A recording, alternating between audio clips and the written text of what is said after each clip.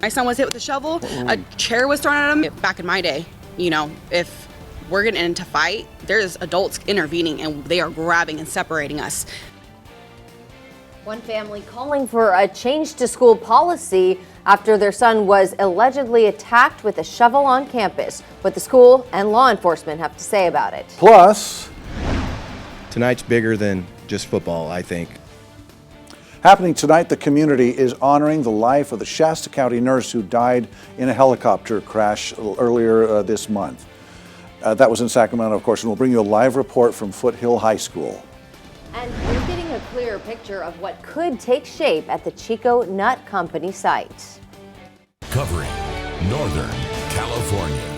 You're watching Action News Now. Coverage you can count on. Breaking news, the Oroville couple charged in the fentanyl death of their 2-year-old child will stand trial. A judge ruled there is enough evidence for the case against Chelsea Whitfield and Anthony Solansky to proceed after today's preliminary hearing. Now, we told you when their son died back on March 9th after being rushed to Oroville Medical Center. Butte County District Attorney Mike Ramsey said the couple didn't intend to kill their son, but that their negligence justified charges of child abuse causing great bodily injury. The two face up to 12 years in state prison if they're convicted. Well, this week, police arrested a Pleasant Valley High School student for allegedly attacking another student with a shovel. Well, Action News Now reporter Sade Pullen spoke with the victim and his mother today. Sade, the family is really shaken. Yes, Alan, that's right. They tell me that they're really shaken up by this incident, and they tell me that they believe that staff could have done more to prevent this. Aiden Pickett, a 9th grader at PV High School in Chico, says on Wednesday morning, another student swung a shovel at him. Aiden says he blocked the blow with his backpack. He says when he went to the office to report the scare, he had another encounter with his attacker. And she said of her just minding her business and just walking by, she comes to me and tries to throw a metal chair at me and my friend, but we managed to run out. And when she grabbed the chair and threw it at you, this is in the office? Mm-hmm. In the office. And adults are around watching this? Yes, they were watching this and they just did nothing about it. Aiden and his mother, Bethany, claim staff told the student to stop, but did not physically intervene. Bethany said the principal told her it would be a liability for staff to physically intervene. Back in my day, you know, if we're getting into a fight, there's adults intervening and they are grabbing and separating us. Why is that still not why is that no longer a priority of theirs to, when they see something like that, to grab that child, stick them in another room? No one said to hurt them, but to remove them. And your words, that doesn't help anything, clearly. I reached out to Chico Unified School District, was said in part in a statement, quote, in conflict situations, staff use verbal de-escalation tactics to help minimize the risk of violence on campus, end quote. The district also told me that it will call the police if needed, and the school did call the police. Aiden's mother also claims that the attacker got the shovel out of an unlocked campus storage locker. CUSD says they're investigating that claim. Now Bethany is worried how this has affected her son long term. When the principal called me and he wanted to make sure that Aiden was okay. At that point, damage is already done. You didn't check on him while he was there. My son's traumatized. He doesn't want to go back to school.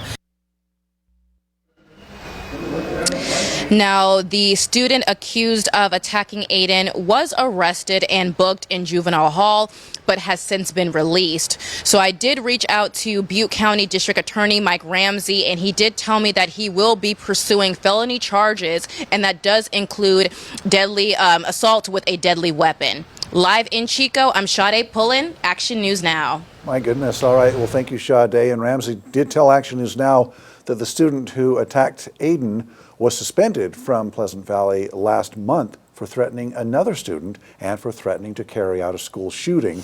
Ramsey says they are investigating and pursuing felony charges for that as well.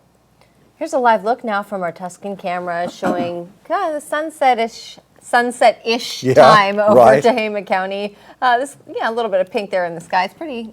Yeah, but it's not bad. It's not pouring rain for football tonight or whatever activity people have, right, Howie?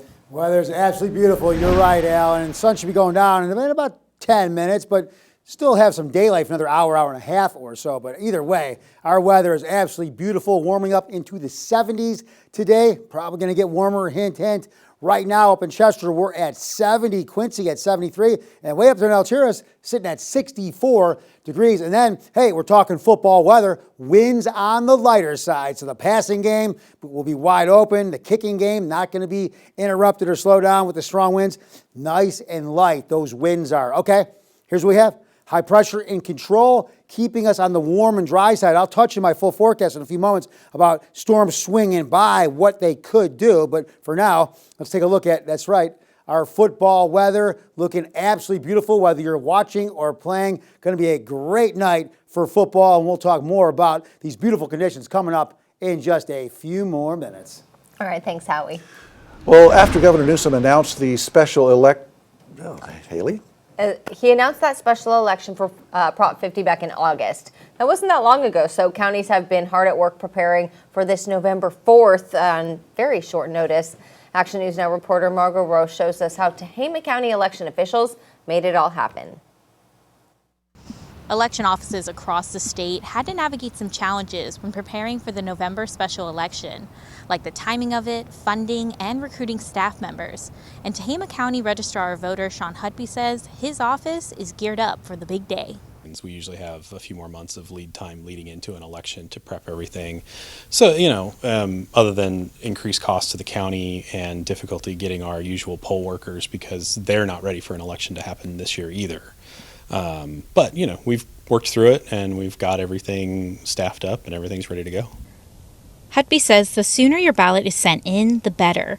If you wait to send it last minute by mail, you could risk it being postmarked after November 4th.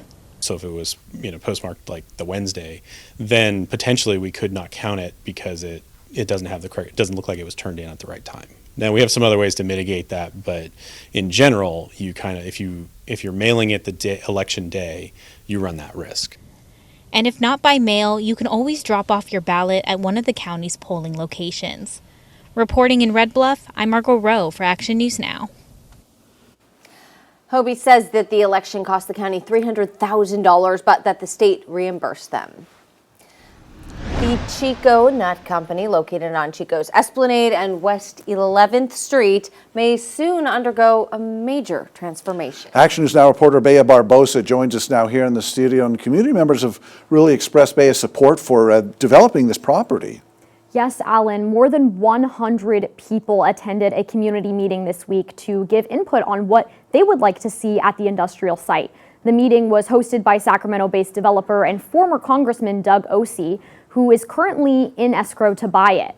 Osee presented his vision for the site with multifamily housing, commercial spaces for businesses, and even a drive-through restaurant. I spoke with Chico City Council member Addison Winslow, who has been in contact with Osee for months, to find out how community members felt about the Wednesday night meeting. He says people were supportive of new development there and emphasized a need for a community space in the area. I also spoke with a nearby business owner, Becky Wallace.